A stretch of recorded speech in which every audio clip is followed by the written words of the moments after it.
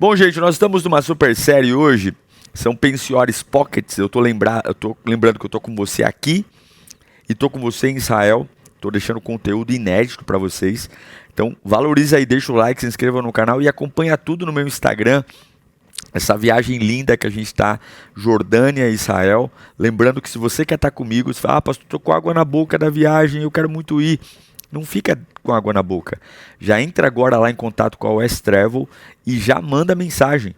Março de 2026 já está marcado. Nós vamos para o Egito e Israel. Se Jordânia é incrível, e é mesmo, Egito é sobrenatural. Egito é Moshe Eres Kodó.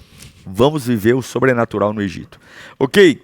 Então, nesse terceiro episódio da série A Jornada Não Acaba Quando Você Chega, eu quero falar sobre os papagaios de pirata. Aqueles que acham que a bravata, a fala, que só anestesia a cabeça, eu vou fazer, segunda-feira, eu vou conseguir. Isso é uma arma do diabo. Falar e não fazer é uma arma do diabo. Porque falar e não fazer é mentira. É mentira. Você pode dar o nome que você quiser. Toda vez que você fala que vai fazer uma coisa e não faz, o que você está fazendo? Sendo mentiroso. Você está mentindo. E o pior, você está mentindo para si mesmo. Para si mesmo. Você está enganando a si mesmo. E não são poucos os que têm o hábito lamentável de se auto-sabotar, mentir para si mesmo. Mentir para o outro é feio, é horrível. Mentir para o outro é pavoroso. Agora, mentir para si mesmo, além de ser feio, pavoroso e horrível, é burro. Porque você está enganando, ciente que você sabe a verdade. Você está dizendo assim, ó, segunda-feira eu começo um regime, eu vou começar. Só que você sabe que isso é mentira, você sabe que você não vai fazer. Então, muitos cristãos não compreendem a importância da salvação. Então falamos demais sobre culto, sobre a Bíblia, sobre Jesus, mas na verdade nossas atitudes nunca estão atreladas ao que a gente tem que fazer. Olha o que a palavra nos ensina em Marcos 16:15. Vai lá, produção. E ele lhes disse, vão pelo mundo todo e preguem o evangelho a todas as pessoas. Então a motivação de Jesus qual é? Se eu estou com você, prega. Prega. Se eu estou com você, transforma o que eu te dei em atitude. Então vai negociar diferente, vai namorar diferente, vai viver diferente. A materialização do caráter cristão é a atitude. A materialização da conversão é a atitude. A salvação é a atitude. Todo cristão é um missionário ou um impostor, já diz o Spurgeon. Todo cristão. Se você vem à igreja, ou você é um impostor, ou você é um missionário. Quem é um missionário? O que prega. Quando eu falo pregar, eu não estou falando de Bíblia na mão, lá gritando na Praça da Sé ou na praça da tua cidade. Eu estou falando um estilo de vida curado. Um estilo de vida que leve outros a um confronto de dizer, cara, eu estou olhando para aquele fulano ali, ele tem um xiriguidum diferente, ele tem um negócio diferente. Então as estatísticas mostram que apenas 3% de todo os cristãos leva uma vida missional ativa. A maioria dos cristãos tem um hábito de cliente, consome culto, consome Bíblia, consome pregação, consome louvor, mas não fornece o que consome a ninguém. Então, se 3% tem um hábito missional, significa que 97% é impostor. O que significa isso? 97% dos cristãos só tem um compromisso consigo mesmo. A nossa missão, gente, não se limita à igreja. A nossa missão não se limita ao nosso conforto. É a visão de influência. E aqui nós temos as 7 montanhas da influência, né? As 7 esferas da influência. Qual é? E eu vou listar para você, que anota isso. Todo cristão tem que atuar nessas 7 esferas. A primeira esfera é a família. A família. O primeiro lugar onde nós devemos viver de uma forma expansiva, e entender que, eu me converti. Ah, eu me batizei. Tá, e aí? Você vai ficar agora aí engordando na igreja espiritualmente? Não, é família. É compartilhar minha fé, compartilhar minha inspiração, minha casa refletir o bom cheiro de Cristo, com novos programas, com nova rotina, com novo pensamento. Então, a minha casa é importante. Provérbios 26:6 vai falar sobre isso. Leia aí, produção. Instrua a criança no caminho em que deve andar, e mesmo com o passar dos anos, não se desviará dele. Então, a casa é o primeiro. Ensina a criança. Santifica teu casamento, santifica a tua vida profissional, santifica tua vida profissional em casa, a forma como você lida com o recurso. Comprou uma coisa, vai lá e pague. Não fica devendo, não fica falando mal de ninguém, nem perto dos teus filhos, nem em lugar nenhum. É olhar e dizer, nós aqui temos um estilo de vida santo, curado. Segundo lugar de influência, religião. Né? O que é a religião? É como eu consigo, na minha vida, mostrar que a minha fé cura e não mata. Então não adianta eu ir à igreja e ser um 007, um agente infiltrado.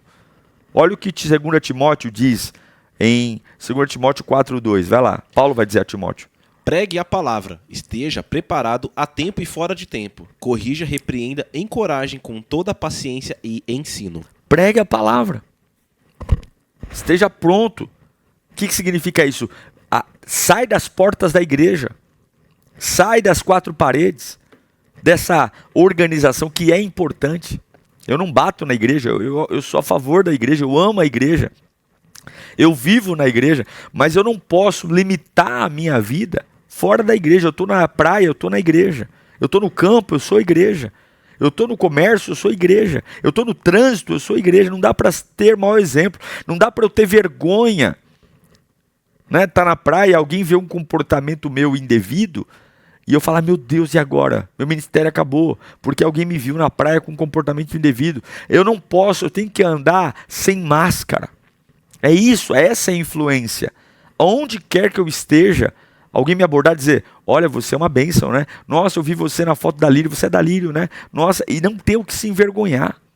Não ter o que fazer de errado. Não ter. Isso é influência na religião. Terceiro, educação.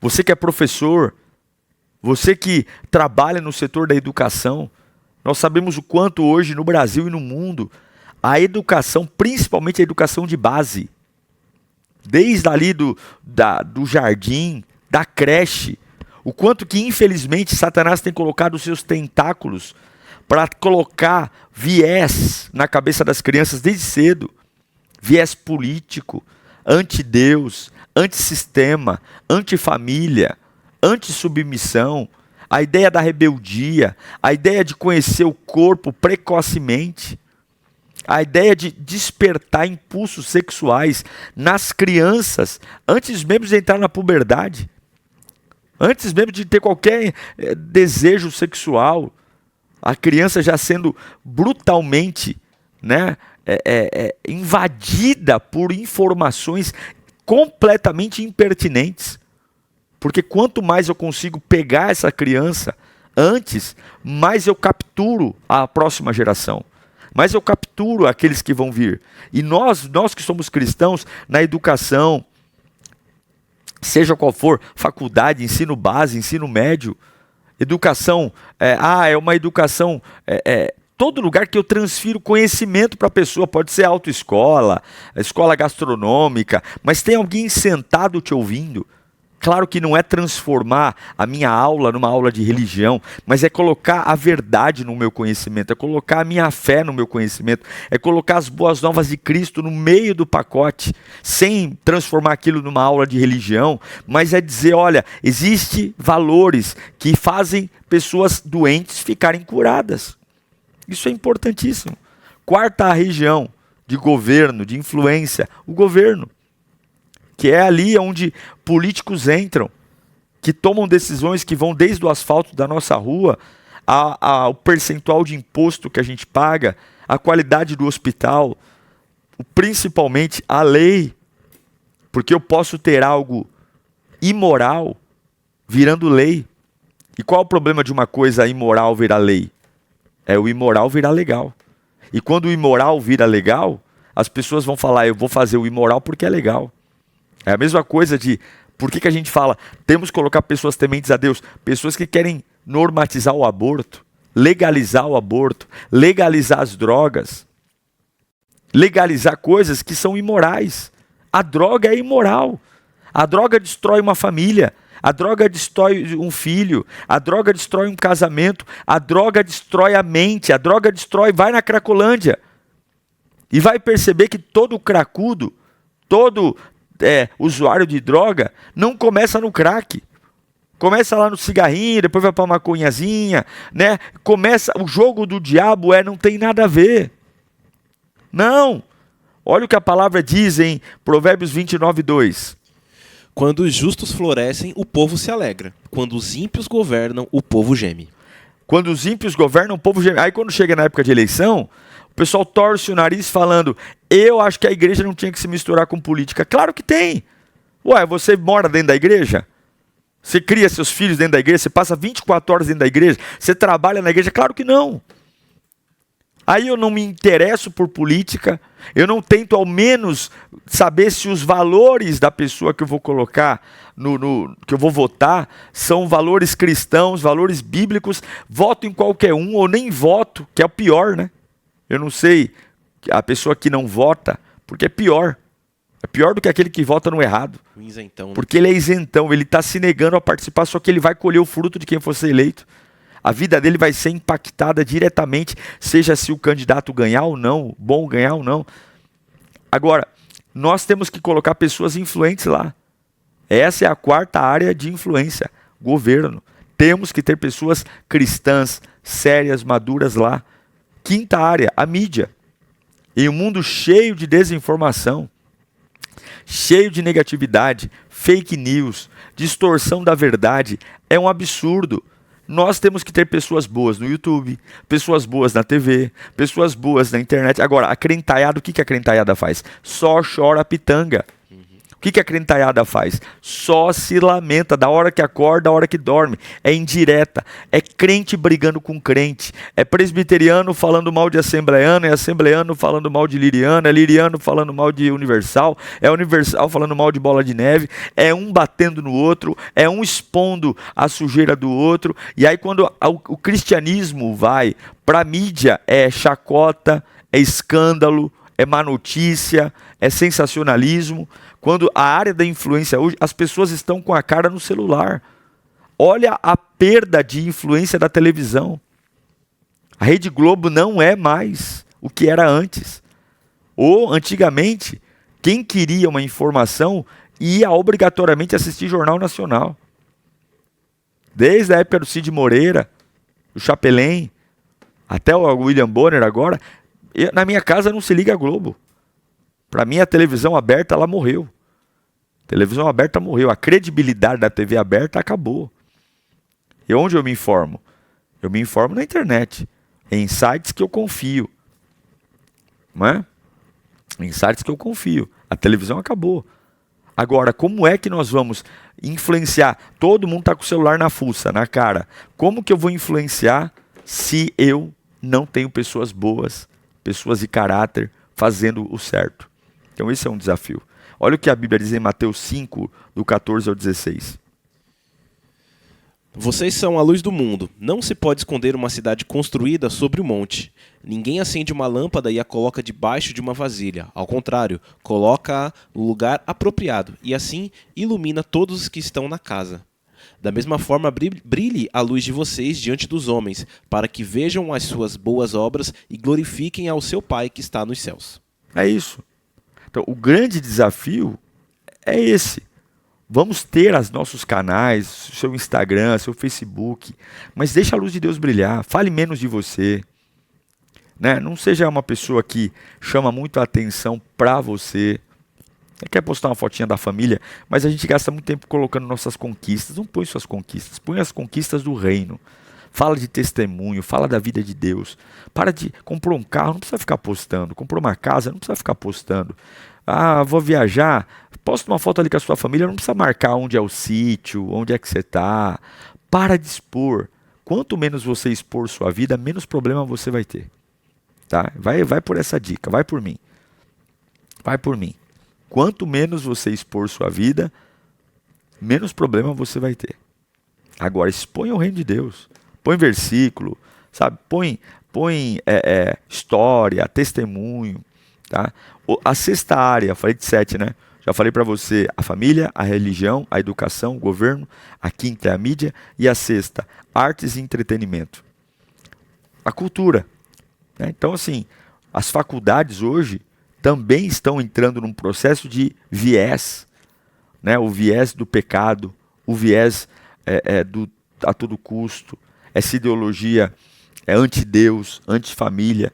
Isso tem trazido um problema. Não, nós temos que ter pessoas na moda cristãos, pessoas na arquitetura cristãos, pessoas na engenharia cristãos, dentistas, médicos, as artes, o teatro, as novelas, atores cristãos, cineastas cristãos. Temos que ter músicos cristãos, pessoas que entram porque a cultura e a arte formam a cabeça de uma sociedade. A cultura e a arte pode arrebanhar toda uma geração. Veja o que a cultura do funk não fez. A cultura, né, do axé, quando foi o auge do axé no Brasil. A cultura, né, a ideia de o que é cultura. A palavra cultura vem de agricultura. É aquilo que a gente planta para colher. E a cultura ela é plantada exatamente onde? Na cabeça das pessoas. Então não sufoque os seus dons. Não sufoque os seus talentos. Deus te deu uma arte, Deus te deu um dom, Deus te deu uma habilidade. Pegue essa arte, esse dom, essa habilidade e aplique na presença de Deus. Olha o que a palavra diz em Êxodo 35, 33. Vai lá, produção. 35, 35. A todos estes deu habilidade para realizar todo tipo de obra como artesãos, projetistas, bordadores de linho fino e de fios de tecidos azul, púrpura e escarlate, e como tecelões, eram capazes de projetar e executar qualquer trabalho artesanal. Aí, Deus deu a capacidade. Deus só chamou pessoas para pregar? Não. Deus só chamou pessoas para ficar no púlpito? Glória, glória, glória, glória? Não. Deus chamou aqui, artesãos, projetistas, bordadores de linho fino, tecido azul, roxo, vermelho, tecelão, pessoas que eram capazes de executar qualquer trabalho artesanal. A arte também glorifica a Deus. A arte não é uma prerrogativa do diabo, não. Deus é o dono da arte. Quem criou a música foi Deus. Quem criou o movimento foi Deus. Quem criou as cores foi Deus. Quem criou as texturas foi Deus. Quem criou o sabor das coisas, das comidas, das frutas, dos legumes, de tudo, foi Deus. Então a culinária tem que ser para a glória de Deus. O artesanato para a glória de Deus. A dança para a glória de Deus. A música para a glória de Deus. A moda para a glória de Deus. Nós temos que estar. Outra área importante são os negócios e a economia, que é a sétima área. O comércio, né? As bolsas de valores, os empreendedores, os investidores. Imagine se nós tivermos investidores do mercado imobiliário cristãos, fazendo negócios justos, construindo coisas honestas, vendendo coisas que vão entregar. Quanto golpe a gente tem no mercado imobiliário hoje, de pessoas que vão lá, compram algo na planta, pagam a entrada, começam a pagar a parcela e nunca termina. Quantos golpes financeiros temos hoje? Pessoas que chegam aí com conversas mirabolantes, você vai ganhar tantos % em um ano, e aí a pessoa vai lá, pega toda a economia e entrega. Por quê? Porque nós temos pessoas em áreas importantes. A economia é algo importante. Os investidores são importantes, giram a economia, geram empregos. Quantas coisas importantes existem, por exemplo, no mercado imobiliário, mercado de vendas. Não só venda de imóvel, venda de produto. Como é bom empreender. Quantos empregos a indústria automotiva, a indústria de serviço gera todos os anos. Famílias inteiras sustentadas por isso. Agora imagine se nós tivermos cristãos sentados em cadeiras de decisão. Ambientes de trabalho honesto, ético, com excelência, testemunhando o caráter de Deus. Agora, como é que eu chego nesses lugares? Como é que eu chego nessas 7 esferas da influência? Que eu vou repetir para você. Primeiro, família. Segundo, religião. Terceiro, educação. Quarto, governo. Quinto, mídia. Sexto, artes. Sétimo, negócios e economia. Primeiro, não tem momento ideal. Lugares de influência não são me dados, são conquistados. Nunca esqueça isso. Lugares de influência não são lugares que me dão, são lugares que eu conquisto. Eu crio a oportunidade em Deus. Eu me movo, eu trabalho, eu cavo poços. Não tem fase favorável, não tem tapinha no ombro, não tem alguém que vai lá e põe um banquinho para eu subir e alcançar. Eu sempre vou estar linkado num propósito, aproveitando as oportunidades. Então compartilhe a sua fé onde você estiver. Talvez você fale, pô pastor, meu sonho é ser um político, mas hoje você está tendo uma influência só na sua família, então seja uma bênção na sua família. Não, o meu desejo, pastor, é viver da arte, eu tenho um dom, um talento musical, um talento cênico, enfim, mas hoje a minha influência é aqui, ó, eu trabalho numa empresa de telemarketing. Faça o seu melhor com aquilo que você tem, as oportunidades são encavaladas degrau por degrau. Olha o que a Bíblia diz em Mateus 5,16. Da mesma forma, brilhe a luz de vocês diante dos homens, para que vejam as suas boas obras e glorifiquem ao seu Pai que está nos céus. Então brilhe a sua luz onde você estiver. Pare de querer menosprezar o lugar que você está, dizer, eu não vou chegar lá. Deus tem um jeito de conectar as coisas. Olha, nem tudo na minha vida tinha a ver com pastoreio. Mas hoje eu percebo que tudo, Deus usou tudo, Deus não desperdiçou nada. Eu fiz 3 faculdades que não tem nada a ver diretamente com pastor. Fiz economia, contabilidade e controladoria. Minha 4ª faculdade foi teologia. Aí você fala assim, nossa, que tempo perdido, né, pastor? O senhor ficou fazendo economia, contabilidade, para depois virar pastor. O senhor nem trabalha mais na área de economia, e não trabalho mesmo.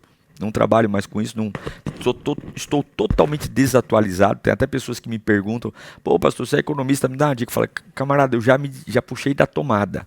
Eu sei o básico do estudo, mas eu estou completamente desantenado. Porém, na minha gestão pastoral, na forma como eu lido com a igreja, na forma como eu lido com as demandas do dia a dia, tudo aquilo que eu aprendi que não é diretamente ligado foi-me útil. Então não fica jogando pedra no momento que você está vivendo, que talvez não combina diretamente com o teu sonho, mas de alguma forma isso vai se conectado. Você vai ter uma visão de mundo que outros que vão estar lá no mesmo lugar que você não vai ter. Então eu vejo hoje muitos pastores que têm uma dificuldade enorme de administrar a igreja financeiramente, de ter objetivos de comprar coisas, de fazer a igreja prosperar sem loucura, né? Sem loucura, sem ficar arrancando o couro da ovelha, com aquilo que é o bíblico, com aquilo que é o básico, sem exploração, e fazer uma igreja próspera. Por quê? Porque a gestão é importante. A forma como você gere os recursos. Sem ser um amador, tem que ter projeto, tem que ter budget, tem que saber o que compra, como compra, de que jeito ter orçamento, ter política de compra. Aqui na igreja, por exemplo, não se compra nada sem pelo menos ter 3, 4 orçamentos. Não importa. Pode ter a urgência que for, cadê os orçamentos? Cadê? Né? A gente sempre tem técnicas, a gente pega o mais caro e o mais barato e descarta e vai ali para o meio termo. Por quê? Porque o mais barato também nem sempre é a melhor escolha. Então, você tem que ter o quê? Sabedoria. Então, Deus tem um jeito de alguma forma conectar as coisas para o teu bem. Segunda coisa que eu vejo para a gente ter influência nos lugares de governo é seja relevante onde Deus te colocou. Lê para mim Colossenses 4, 5 e 6, produção. Sejam sábios quanto à sua maneira de viver, para que os de fora aproveitem ao máximo cada oportunidade. O seu falar seja sempre agradável e temperado com sal, para que saibam como responder a cada um. Então, entender que todo degrau é importante e seja relevante. O que é que você tem na mão para fazer? É pouco? Faz com dignidade. Faz com dignidade, para que quando Deus te colocar no muito, você não se perder. Quem avacalha no pouco, nunca vai ter o muito. E a gente vê hoje, principalmente a garotada aí, brincando, sucateando com as oportunidades. Quem nasce grande é monstro. Já falei isso para vocês aqui 1 milhão de vezes. Outra coisa importante que eu vejo é, quer ter influência? Ore pedindo a Deus uma oportunidade. Mas quando a oportunidade chegar, tenha coragem. Fala, Deus, me ajuda. Me ajuda a ser uma testemunha da tua presença onde eu estiver. Me ajude a estar tendo influência. A ser um cristão, não um impostor, mas ser um missionário. Onde eu for, eu quero ser um missionário. Quero levar pessoas para a tua casa. Lê para mim Atos capítulo 4, versículo 29. Tem que ter coragem, tem que ter coragem. Agora, Senhor, considera as ameaças deles e capacita os teus servos para anunciarem a tua palavra corajosamente. Deus está falando, Deus, o que o Lucas está falando através de Paulo aqui em Atos? Fala, Deus, ouve as ameaças que eles estão sofrendo, porém, Dá coragem para eles. Apesar das ameaças, não pararem. Não parar do quê? Ao invés de ficar batendo boca, ficar no porão, continue corajosamente anunciando a tua palavra. Pregando de manhã, de tarde, de noite. Pregando de forma direta e de forma indireta. Pregando. Você tem que pregar, você tem que sair. E você está me assistindo, pastor, eu sou novo convertido, me batizei recentemente. Vai para cima. E apoie aqueles que estão no campo missionário. Quem é que está no campo missionário? Não é só aquele que está lá na África, não. Não é só aquele que está aí no Paraguai. Não. Quem está no campo missionário é quem está vivendo uma vida genuinamente com atitudes. Uma vida em Deus. Uma vida profética. Uma vida abençoada. Coloca para mim aí João 3, terceira carta de João, capítulo 1, do 5 ao 8. Vai lá. Amado, você é fiel no que está fazendo pelos irmãos, apesar de não conhecê-los. Eles testemunharão à igreja a respeito desse seu amor. Você fará bem se ajudá-los na viagem deles de modo que honre a Deus, pois foi por causa do nome que eles saíram sem receber ajuda alguma dos gentios. Portanto, devemos acolher irmãos como estes com hospitalidade, para que nos tornemos cooperadores da verdade. É isso, é não ser um peso para quem está fazendo a obra e ajudar. Nós tivemos aqui na Lírio, por exemplo, a morte agora do pastor Nelson, lá de Moçambique, um trabalho muito difícil feito em Moçambique, um país que, olha gente, a gente fala aqui do Brasil, da África, a gente não tem noção do que é. Eu já estive lá e vou te dizer uma coisa, é algo fora de série. Fora de série um povo ter uma alegria, tão alegria que você fala, não é possível, de onde vem essa alegria? Será que estão drogados? Não, não é que é drogado. É uma capacidade de ver uma beleza num lugar que não tem beleza assim, é uma vida muito sofrida. Porém, nós temos que apoiar. Aqui a gente envia, sustentamos 80 crianças todos os dias. Todos os dias sustentamos com o melhor. Peixe e frango, todo dia. Um dia peixe, um dia frango. Carne vermelha era caríssimo, mas sustentamos. E apoiamos. É o que João está falando. Apoie, ajude. Não fale mal. Não se junta com os escarnecedores para falar mal de quem está no campo fazendo a obra. Tem tanta gente para atacar pedra. Mas você não foi chamado para atacar pedra. Você foi chamado para dar pão. Você foi chamado para dar comida. O mundo está preparado, gente. Esperando cristãos se manifestarem. Só que enquanto nós estamos aqui devagar, quase parando, o diabo está colocando as manguinhas de fora. E nós vamos trabalhar nessas 7 áreas de influência. Em nome de Jesus. Você não precisa de um púlpito para pregar. Você não precisa de um microfone para pregar. Você pode colocar a tua vida como uma exposição pública do poder de Deus. E agora, você vai continuar falando ou vai agir? Né? Escreva para mim no chat qual dessas 7 áreas hoje você está atuando. Família, educação, religião, educação, governo, mídia, artes e entretenimento, negócios e economia. Quais dessas você hoje está colocando para fora aí aquilo que tem que ser? Um cristão de verdade não para de fazer o que tem que fazer. Um cristão de verdade não fica só de conversa. Um cristão de verdade põe para fora o que tem que ser dito. Certo, produção? Certo, pastor. Tem saque menin aí? Temos sim, pastor. Então roda o saque menin.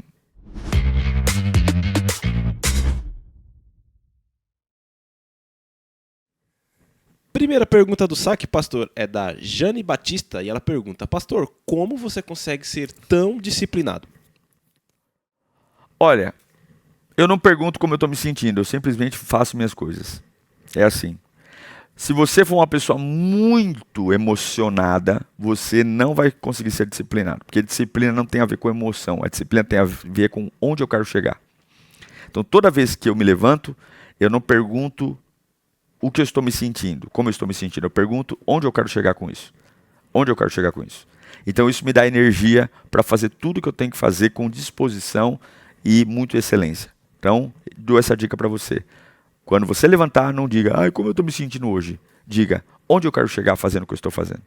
Porque disciplina é fazer o que eu não quero para ter o resultado que eu preciso. Próximo. Próxima pergunta é da Mariane Macedo. Ela pergunta: como lidar com a expansão rápida e fazer com que haja constância dos membros? Olha, quem vai fazer com que o membro tenha constância é o membro. Nenhuma igreja tem a capacidade de segurar ninguém. E eu não tenho a pretensão, eu não tenho nenhuma técnica de segurar ninguém. A igreja ela dá caminhos, dá oportunidade, mas se você não faz a lição de casa, você não passa de ano. Então eu acredito que a igreja tem que estar atenta, tem que pregar a palavra, tem que dar caminho, mas a constância nunca vai ser a responsabilidade da igreja. A constância é a responsabilidade de cada um. Você é responsável por sua paixão por Deus, por seus pensamentos e por suas escolhas. E se alguém um dia assumir esse papel por você, essa pessoa não ama você. Não ama, porque quem ama você não faz você para ele. Quem ama você leva você para Deus. Tá bom? Então, eu acredito que a igreja, ela cumpre o seu papel aqui na Lírio e cada um tem que fazer o seu. Certo, produção? Certo, pastor? Vamos orar? Deus, obrigado. Obrigado por estarmos aqui, obrigado por essa quarta-feira. Obrigado pelo privilégio de aprendermos mais de Ti, Senhor. Nós queremos ser influentes onde quer que formos. Queremos depender de Ti, da Tua graça, do Teu favor, da Tua bondade. Ah, Deus, é um privilégio. É um privilégio estar na Tua casa. É um privilégio estar entre irmãos e irmãs que, de fato, conseguem compreender a beleza do Evangelho. Nós não temos dúvida de que o Senhor tem sido nosso Deus e nós te pedimos, Pai, nos ajuda a quebrar essa timidez, essa falta de atitude, essa passividade, Senhor. E temos visto o inimigo colocar pessoas tão ruins em lugares de influência, em lugares de governo. E nós que carregamos a verdade, carregamos a Tua presença, estamos tão tímidos diante daquilo que tínhamos que fazer. Nos desperta, nos encoraja, Senhor. A influência que temos tem que ser a influência que entregamos a Ti. O nível de alcance que a nossa voz tem é o alcance que temos que entregar para Ti, Senhor. Nos ajude a não duvidar daquilo que Tu podes fazer. Nós oramos e cremos no Teu nome. Amém. E graças a Deus.